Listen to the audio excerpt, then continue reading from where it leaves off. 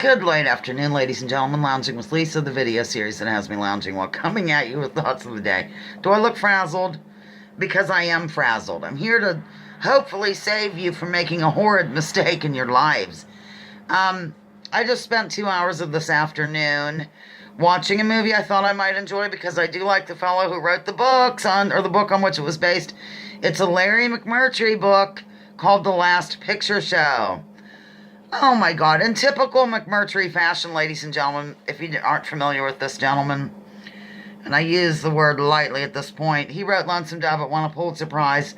He's not concerned about continuity in any of his sequels or prequels. He likes to kill everybody off for no reason. Why did I think this was any different? Why? Okay? So we have this Last Picture Show, which was very bizarre, and as one lounger described to me, dark and eerie, and had some unusual sex scenes. Let's just put it that way, okay? He has to murder people off. Okay, let's start at the beginning. Well, I don't really want to start at the total beginning.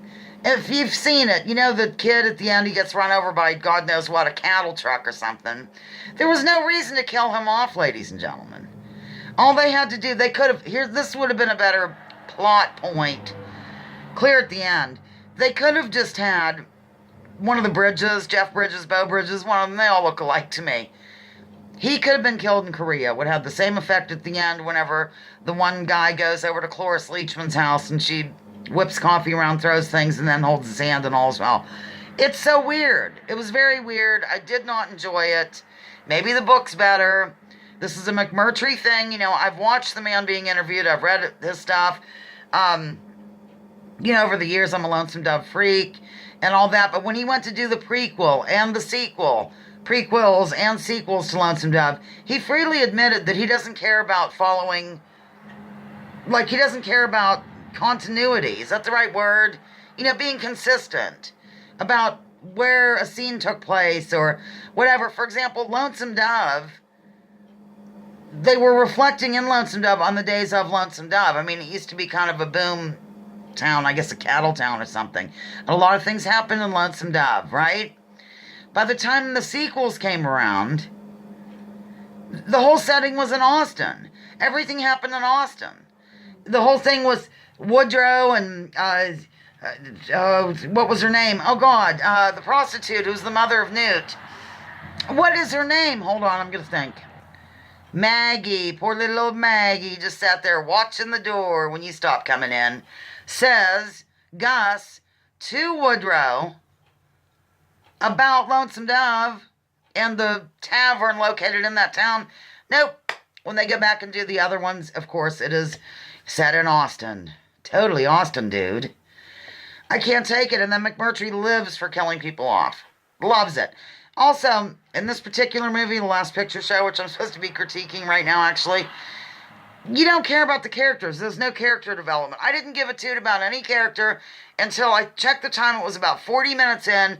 It was the fellow they also killed off, named, what the heck was his name? I can't, Sam, I think. He owned the picture show. He owned the pool hall and all this jazz. I liked him. He had some depth after a minute or 10 or 40. But nope. Killed him. Killed the kid. The whole thing was ridiculous. Absolutely ridiculous.